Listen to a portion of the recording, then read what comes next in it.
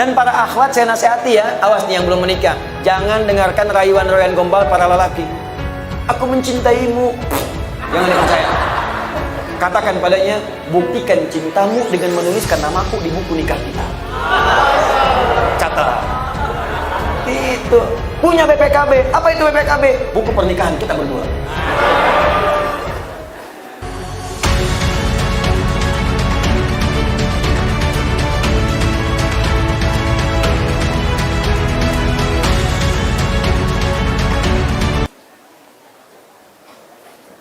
Assalamualaikum. Waalaikumsalam warahmatullahi wabarakatuh.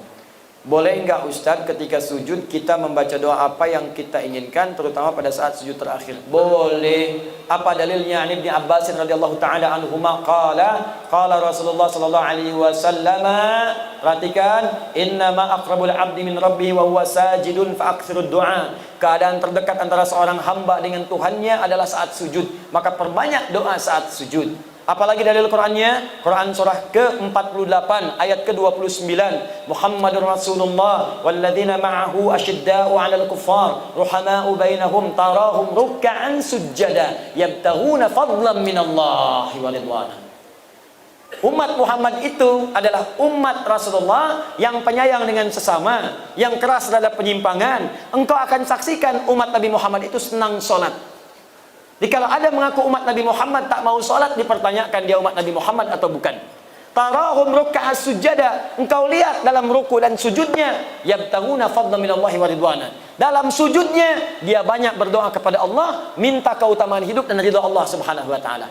Jadi kalau bertanya bolehkah banyak berdoa dalam sujud? Boleh. Pertanyaannya bagaimana caranya? Yang pertama, kalau doa itu pernah diajarkan oleh Nabi dengan lafadznya, maka silahkan baca langsung dengan lafadznya, sah. Selain ayat Al-Quran. Kalau ayat Al-Quran tak boleh dibaca dalam sujud, kecuali potongan ayat yang diniatkan sebagai doa, bukan ayatnya. Misal, Rabbana atina fid dunya hasanah wa fil akhirati hasanah wa qina adzabannar, diniatkan sebagai doa, bukan ayatnya. Karena kalau ayatnya lengkap, wa minhum may yaqulu rabbana atina fid dunya hasanah wa fil akhirati hasanah wa qina adzabannar. Surat apa? Al-Baqarah. Ayat berapa? 201. Di mana letaknya? Paling kanan sebelah bawah. Kalau ayatnya, kita boleh baca ayatnya saja, asalkan ditujukan dengan doa. Rabbana zalamna anfusana wa illam taghfir lana wa tarhamna lanakunanna minal khasirin. Kalau ditujukan doa, boleh dengan niat berdoa, bukan karena ayatnya. Boleh bacakan itu sebagai doa. Kalau ayatnya ada di Quran, di mana? Surah ke-7. Apa? Al-A'raf ayat berapa? 23. Jelas ya? Kalau kita tak ada bimbingan bacaan doanya, lafadznya, atau bahkan, maaf, yang kita mintakan tak pernah disebutkan oleh Nabi. Misal, besok anak mau ujian. Zaman Nabi tak ada ujian di sekolah. Besok misalnya ada acara pelantikan jabatan. Zaman Nabi nggak ada pelantikan jabatan. Kita mau sholat malam tahajud, mau berdoa, apakah boleh berdoa dalam sujud? Minta, ya Allah lancarkan proyek saya besok, lancarkan bisnis saya, ringankan tugas beban jabatan saya, luluskan anak saya, cucu saya dalam ujian. Bolehkah? Boleh. Tapi yang paling sharih tak perlu dilafadzkan, cukup dalam hati saja. Jelas? Apa dalilnya? Bisa kita ambil diantaranya Quran surah ke-7 Al-A'raf ayat 205. Wadhkur rabbaka fi nafsika tadarruan wa khifatan wa dunal jahri minal qaul. Silakan sebut nama Rabbu, minta kepada Allah dalam jiwamu walaupun tak dilafadzkan. Minta dengan khusyuk, minta dengan penuh harap. Jangan kemudian kau terlampau keras memintakannya, cukup dalam hatimu, hadirkan, mintakan. Begitu dihadirkan, ada terjawab. Ya, dan minta dalam hati ini boleh dalam sujud, boleh juga dalam saat berdiri. Saat membaca kalimat iyyaka na'budu wa iyyaka nasta'in, di hati langsung hadirkan, ya Allah sukseskan bisnis saya, ya Allah lancarkan ujian saya. Apa dalilnya? Hadis qudsi dari Anas bin Malik radhiyallahu taala anhu. Qasamtu shalah baini wa baina 'abdi 'ala nisfain. Kata Allah, saya bagi salat kepada dua bagian antara aku dengan hambaku. Wali 'abdi ma sa'ala, kalau hambaku benar salatnya sampai bacaan tertentu, aku akan kabulkan apa yang dia minta.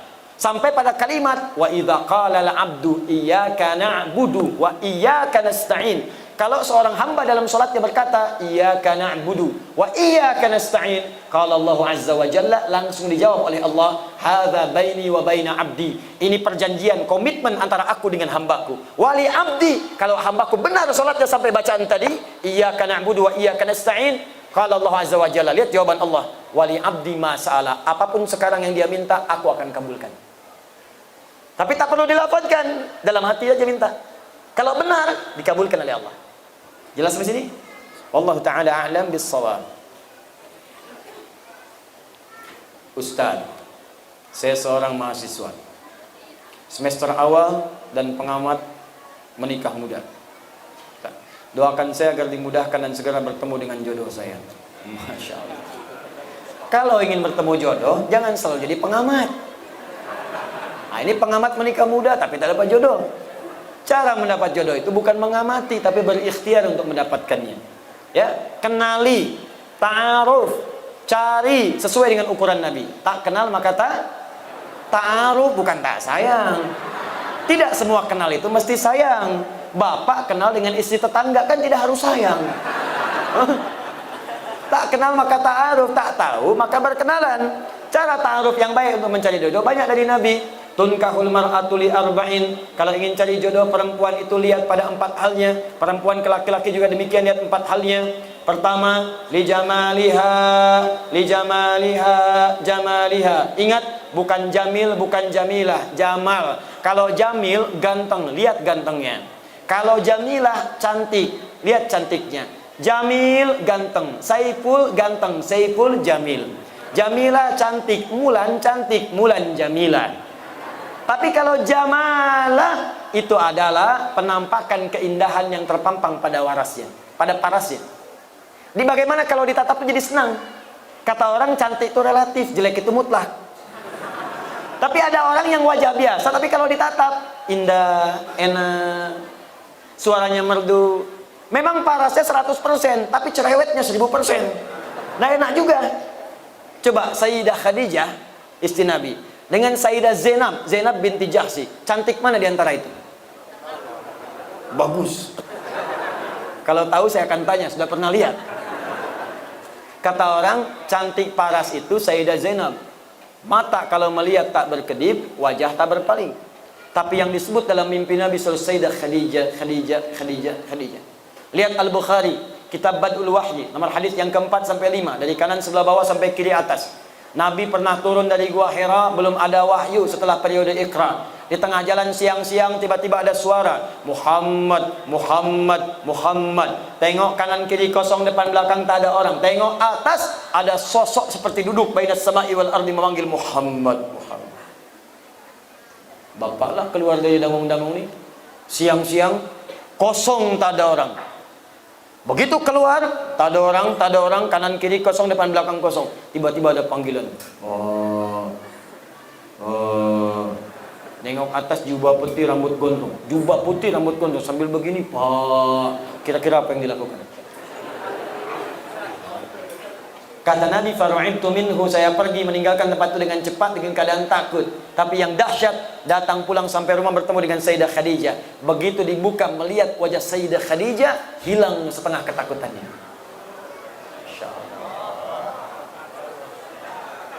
Jika dia ditatap, maka damai hatimu, kata Nabi. Calon istri yang baik ketika dilihat Sayyidah Khadijah, baru lihat wajah istri, masalah hilang. Setengah masalah hilang. Apa kata Nabi? Dastiruni, dastiruni. Di riwayat lain, zammiluni, zammiluni. Selimuti saya, selimuti saya.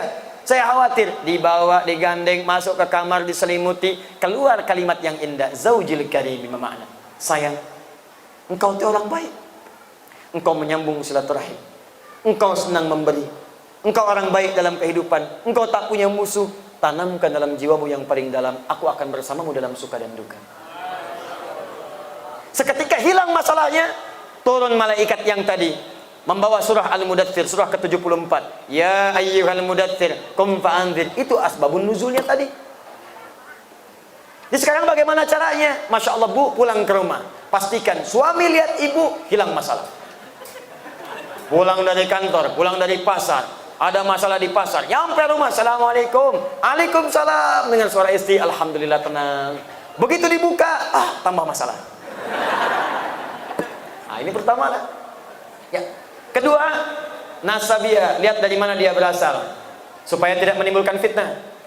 Cari ukurannya. Ketiga, kemudian apa yang terjadi? Kata Nabi, lihat juga lima liha. Ada yang menafsirkan adalah kekayaan hartanya. Tapi saya cenderung kepada penafsiran kemampuan dia mengelola harta suaminya. Awas, kadang banyak yang salah tafsir. Oh, kalau yang kaya, saya cari aja janda kaya, saya nikahin kaya saya. Tidak. Saya cari aja anak orang kaya, saya nikahin jadi kaya. Tidak. Kata para ulama hadis sebagian, makna di sini adalah kemampuan dia mengelola harta suami. Jangan sampai pendapatan Anda 5 juta, tapi zakat molnya dia 10 juta. Stres Anda. Untuk salonnya saja sudah 7 juta, capek. Yang terakhir, yang keempat, lidiniha, ketaatannya kepada Allah. Ya, fadfar bidzatid dini taribat yadak. Kalau ada yang keempat ini yang paling dahsyat. Karena itu Bu, Pak, maaf ya. Kalau ada seorang pemuda, akhlaknya baik, agamanya bagus, Qur'annya hafal, taat pada Allah, kata Nabi, jangan ditolak tuh karena sulit untuk menemukannya. Jangan dihilangkan peluangnya, cepat. Sekarang sedang marak di Indonesia, Jakarta, Bekasi sekitarannya, mahar untuk menikah sekarang rata-rata hafal berapa juz. Ada seorang pemuda datang melamar kepada anak kiai, anaknya cantik luar biasa, taat salihah. Ternyata bukan dia saja yang datang, 2 orang lain datang, 3 orang datang mau mengajukan lamaran. Begitu datang pertanyaan kiainya bukan yang lain, Quran. Ananda siapa namanya? Saya Anas, Pak. Baca surat Anas. Baca. Bagus. Kalau Ananda siapa? Saya Torik, Pak. Baca surat At-Torik. Bagus. Yang ketiga, belum ditanya, udah pucat wajahnya. Kalau Ananda siapa? Saya Imran, Pak. Tapi dia tak hilang akal. Cuma panggilan sehari-hari, Kulhu, Pak. Ya. Nah, coba carilah yang seperti itu, yang ikhwan juga demikian, coba ta'aruf yang baik. Kalau sudah jangan lama-lama, ya.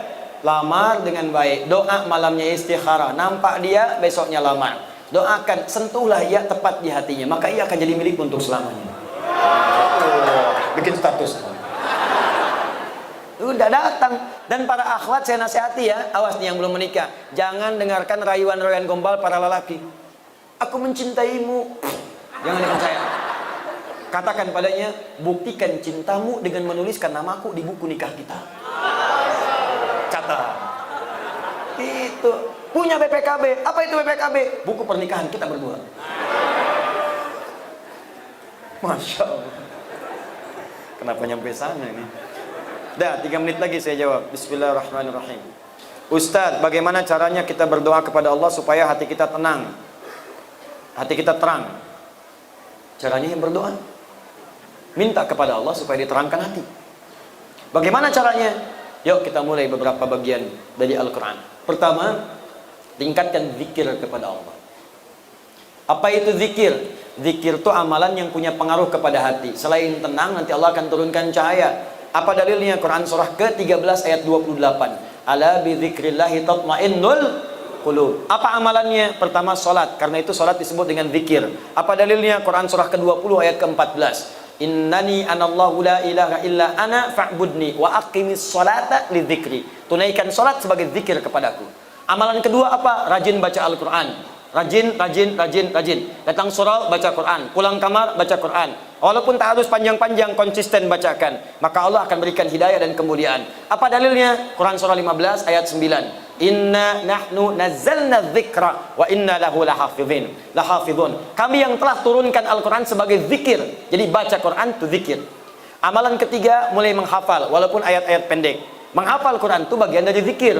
Apa dalilnya? Quran surah ke-54 ayat ke-17, ayat ke-22, ayat 32, ayat ke-40. Walaqad yassarnal Qur'ana lidzikri fahal min muddakir. Kami telah mudahkan Al-Quran yang bisa digunakan sebagai zikir untuk dihafalkan. Baca, maka akan terbuka segala kemuliaan. Ada lagi yang zikrullah, sebut nama Allah. Ya Allah, Ya Rahman, Ya Rahim, Al-Asmaul Husna. Apa dalilnya? Quran surah kedua Al-Baqarah ayat 152. Fadhkuruni adzkurkum. Zikir kepadaku, aku akan menyebut namamu. Bagaimana cara berzikirnya? Quran surah ke-17 ayat 110. Qulidullah, sebut nama Allah. Ya Allah, Ya Allah, Ya Allah. Awir Rahman atau Ar-Rahman, Ar-Rahman, Ar-Rahman.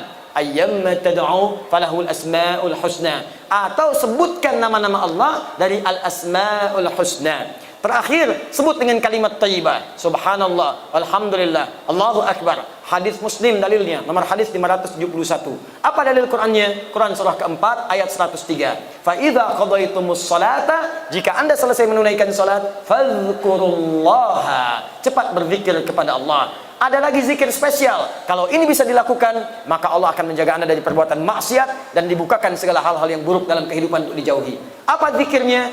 Istighfar sebelum subuh.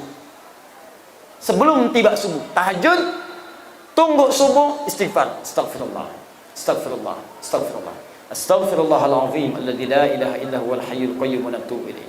Apa dalilnya? Quran surah 51 ayat 18, paling kanan pertengahan. Wabil ashari hum yastaghfirun. Wallahu ta'ala alam bissawab.